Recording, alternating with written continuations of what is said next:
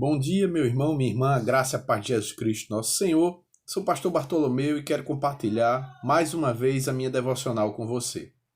Hoje, nossa devocional está fundamentada no texto de Atos, capítulo 18, do verso 12 ao verso 23, e o tema explorado será a confirmação da vontade de Deus. Verso 12 diz o seguinte: Quando porém, Galho era procônsul da Acaia, levantaram-se os judeus concordemente contra Paulo e o levaram ao tribunal, dizendo: Este persuade os homens a adorar a Deus por modo contrário à lei. Ia Paulo falar quando Galho declarou aos judeus: Se fosse com efeito alguma injustiça ou crime de maior gravidade, ó judeus, de razão seria atender-vos. Mas, se é questão de palavra, de nomes e da vossa lei, tratai disso vós mesmos. Eu não quero ser juiz dessas coisas. E os expulsou do tribunal. Mas todos agarraram Sóstenes, o principal da sinagoga, e os espancavam diante do tribunal. Galho, todavia, não se incomodava com estas coisas. Mas Paulo, havendo permanecido ali muitos dias, por fim, despedindo-se dos irmãos, navegou para a Síria, levando em sua companhia Priscila e Áquila, depois de ter raspado a cabeça em Secreia, porque tomara voto. Chegados a Éfeso, deixou-os ali. Ele, porém, entrando na sinagoga, pregava aos judeus, rogando-lhe eles que permanecesse ali mais algum tempo, não acedeu. Mas despedindo-se, disse: Se Deus quiser, voltarei para vós outros. E embarcando, partiu de Éfeso, chegando a Cesareia, desembarcando, subindo a Jerusalém, e tendo saudado a igreja, desceu para Antioquia. Havendo passado ali algum tempo, saiu atravessando sucessivamente a região da Galácia e Frígia, confirmando todos os discípulos. Pois bem, irmãos e irmãs, a primeira lição que eu tiro aqui nesse texto sobre a confirmação da vontade de Deus é que a perseguição pode tentar anular o cumprimento da vontade de Deus. Vejam, Paulo e Silas estavam pregando, aqui nessa região. A gente viu isso na semana passada, do verso 1 ao verso 11, pregando ali, pessoas se convertendo, pessoas aderindo à fé cristã. Uma perseguição se inicia, mas Deus dá uma visão a Paulo dizendo que nenhum mal aconteceria a ele, que ele continuasse pregando, porque Deus tinha muito povo naquela cidade. Então, em meio a esse cumprimento da vontade de Deus, em meio a essa palavra divina de orientação ao apóstolo Paulo, surge outra perseguição. Então, qual era o objetivo dessa perseguição? Era impedir que a vontade de Deus fosse concretizada, fosse confirmada, se tornasse real, tanto na vida do apóstolo Paulo naquele momento, quanto na vida dos próprios ouvintes da palavra de Deus. Então, verso 12 e o 13 mostra isso, que os judeus, não diz quem eram esses judeus, mas diz que os judeus levantaram-se concordemente contra Paulo e levaram ao tribunal de Gálio, dizendo que Paulo persuadia os homens a adorar a Deus por modo contrário à lei. A lei aqui, possivelmente, houve uma confusão de entendimento entre o que eles falavam e o que Galho entendeu. Porque a lei aqui, falada por eles, era a questão da religio lícito. Da religio lícito, lícita. Ou seja, se o que eles estavam levando para Galho era dizendo que o que Paulo estava anunciando entre o povo era uma nova religião que não estava autorizada ou abonada pelo Império Romano. O judaísmo era uma lei, era uma religião lícita perante o Império Romano. Cristianismo, como um braço do judaísmo, também era uma lei, também era uma religião lícita. Então, o que eles estão dizendo aqui é que Paulo estava anunciando uma nova religião. E que essa religião não era lícita. Galho parece não entender dessa forma, e Galho responde, né? A gente vai ver aqui no segundo ponto, e Galho responde contrariamente ao pedido, à solicitação dos judeus. E a segunda lição que eu tiro aqui para a gente falar sobre isso é que Deus mantém sua vontade através da justiça. Vai do verso 14 ao verso 16. Então, como é que a justiça de Deus começa? É que Galho entendeu a fala dos judeus de forma errada. Galho responde que se fosse uma questão de crime de maior gravidade ou de alguma injustiça, né? Pense num crime público, uma injustiça pública, ele daria razão aos judeus e ouviria e atenderia à solicitação dos judeus. Mas Galho entende que a questão aqui não é se a religião é lícita ou se ela não é lícita. A questão é uma discussão, digamos assim, teológica, interna do judaísmo. E é por isso que ele diz, a questão aqui é palavra, é nomes, é a lei. Então ele diz, ora, se vocês são conhecedores dessa lei, dessa palavra, então ninguém melhor para julgar essas questões do que vocês mesmos. Então eu não quero ser juiz dessas coisas. E aí o que é que acontece? Galho expulsa os judeus do tribunal, né? E assim se manifestou a justiça de Deus, porque realmente, primeiro, Paulo estava falando sobre o cristianismo, e o cristianismo era uma religião lícita no Império Romano, né? Pelo menos até o tempo de Nero, né? Quando Nero, doido, tocou fogo e depois condenou os cristãos ali, né? Os judeus, de terem cometido aquele ato de vandalismo, e aí a perseguição iniciou e os judeus foram expulsos de Roma, né? Pela segunda vez. Eles já haviam sido expulsos uma vez em 19 e agora eles são expulsos novamente. Então vejam, aconteceu a justiça de Deus. Terceira lição que a gente tira aqui é que quem planta o mal, colhe o mal. A lei da semeadura, né? Verso 17. Como os judeus intentaram o mal contra Paulo, né? Porque eles levantaram uma acusação mentirosa, caluniosa contra Paulo, no verso 17 a gente tem que então todos agarraram Sóstenes, que era o principal da sinagoga, e os espancavam diante do tribunal. O Galho, todavia, não se incomodava com essas coisas, ou seja, a população se revoltou contra aquela falsa acusação dos judeus e puniram, de certa forma, injustamente, né? Não se paga o mal com o mal, mas revidaram aquele intento maligno com uma agressão física. E detalhe, o juiz estava ali e não fez nada, só ficou olhando.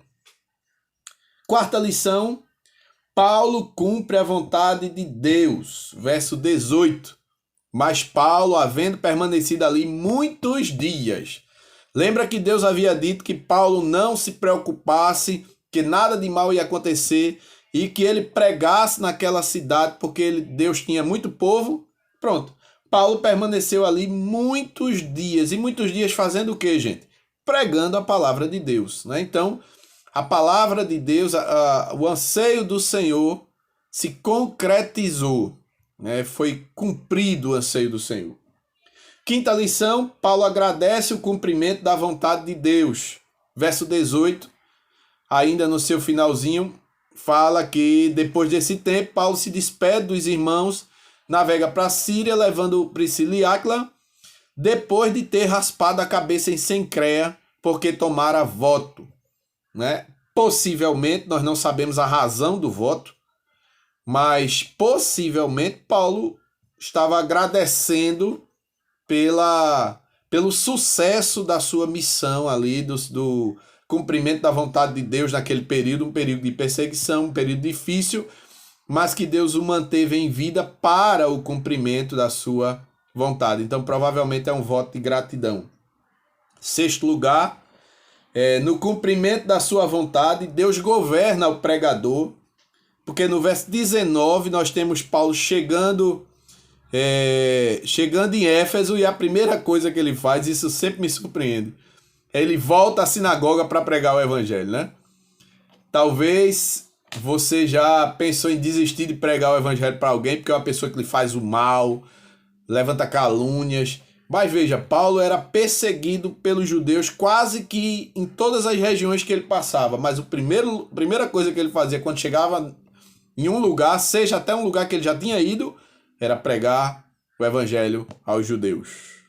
Isso mostra que o coração de Paulo não era governado por ele, mas o coração de Paulo era governado por Deus. Sétima lição, no cumprimento da sua vontade, Deus atrai os corações, verso 20. Paulo chega ali, entra nas sinagogas, prega aos judeus, e eles rogam a Paulo que permanecesse ali algum tempo. Veja, Deus atrai de tal forma os corações, meu irmão, que até mesmo pessoas que fazem parte de um grupo que nos persegue são atraídas por Deus ao evangelho.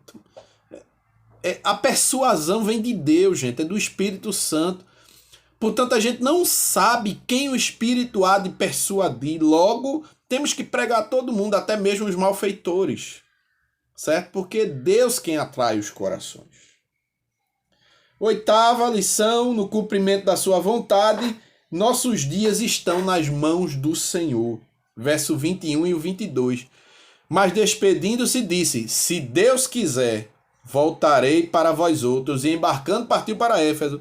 Chegando a Cesareia, desembarcou, subindo a Jerusalém, e tendo saudado a igreja, desceu para Antioquia.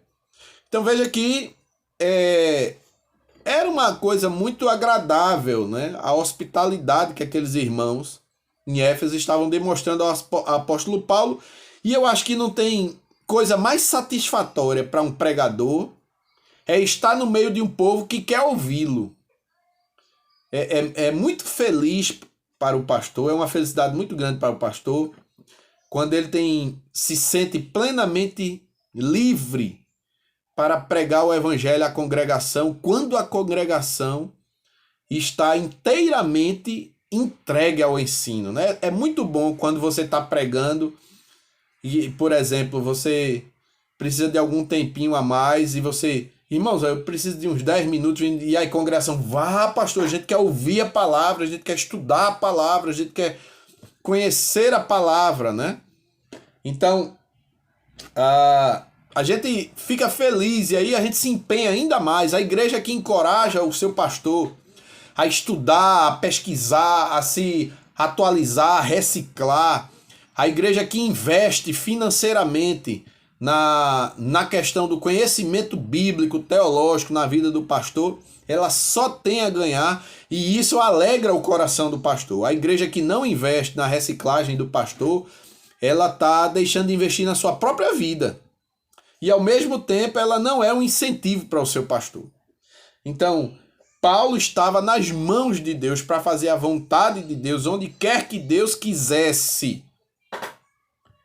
Nona e última lição que a gente tira aqui nesse texto é que é vontade de Deus a preocupação com os discípulos. Verso 23, Paulo, havendo passado ali algum tempo ali em Antioquia, que era a base missionária dele, era a igreja, digamos assim, a igreja enviadora, ele sai dali atravessando sucessivamente a região da Galácia e Frígia, confirmando todos os discípulos. Ou seja, Paulo tinha o costume de viajar pregando o evangelho e depois voltar por essas regiões confirmando a fé dos crentes. Então isso é a perspectiva do discipulado, né? Confirmação da fé dos irmãos. Pois bem, que lições nós tiramos aqui desses ensinamentos? Que aplicações? Primeira aplicação, a vontade de Deus se cumprirá independente dos obstáculos. Nada impedirá a vontade de Deus, irmãos. Nada. Portanto, se nós estamos cumprindo a vontade de Deus, não temas. Ele há de conduzi-la até o fim. Ela não vai deixar de acontecer por conta de ninguém, nem de nada. Nem mesmo de nós. Ela vai... Se é vontade de Deus, vai acontecer. A vontade de Deus é soberana. Deus é Senhor de tudo e de todos para cumprir a sua vontade. Segunda aplicação, A vontade de Deus é irrevogável, né? Por isso que ela se cumpre.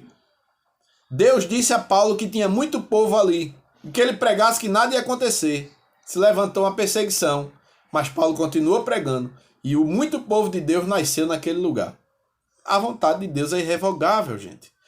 Não há como lutar contra a vontade de Deus. Quer dizer, há como lutar, não há como vencer a vontade de Deus. Terceira lição é que a justiça de Deus se manifesta na sua vontade ou em sua vontade. Perceba que Paulo estava sendo vítima de uma injustiça, mas Deus transformou a injustiça em justiça. Então Deus é a nossa justiça. A gente não deve estar tentando fazer justiça com as próprias mãos, porque eu já disse aqui, a nossa manifestação de justiça muitas vezes é injusta por causa do nosso pecado. Mas Deus é a nossa justiça perfeita. E assim como o sol nasce pela manhã, a justiça de Deus sempre virá ao alvorecer. Ela sempre virá um dia. Mais cedo ou mais tarde, a justiça de Deus se manifestará. Quarta aplicação. Devemos agradecer a Deus por sua vontade. Né? Efésios 5:21 diz que nós devemos ser gratos a Deus em tudo. Em todo o tempo. Então, Paulo fez um voto e estava ali raspando a cabeça em gratidão ao cumprimento do voto que ele clamou a Deus, que provavelmente foi o sucesso da missão. Quinta aplicação, devemos nos submeter à vontade de Deus. Você está se submetendo à vontade de Deus? Se Deus quiser que você vá ali, faça uma viagem, mude de cidade, mude de casa, mude de emprego, você se submete à vontade de Deus? Paulo era plenamente entregue à vontade de Deus. Vou aqui, tô ali. Então, meus irmãos, nós devemos resgatar essa submissão à vontade de Deus que tem se perdido nessa modernidade, viu? Sexta e última aplicação, veremos os resultados da vontade de Deus. O apóstolo Paulo, quando fazia a vontade de Deus e voltava visitando as igrejas, ele via o impacto que o evangelho de Deus e que a vontade de Deus causou na vida das pessoas. Então, Deus há de nos mostrar, não plenamente, e às vezes nem sempre, mas em alguma medida Deus nos mostra o cumprimento da sua vontade, tá bom? Que Deus te abençoe nessa devocional, que a graça do Senhor habite seu coração e tenha um bom dia na presença do Senhor.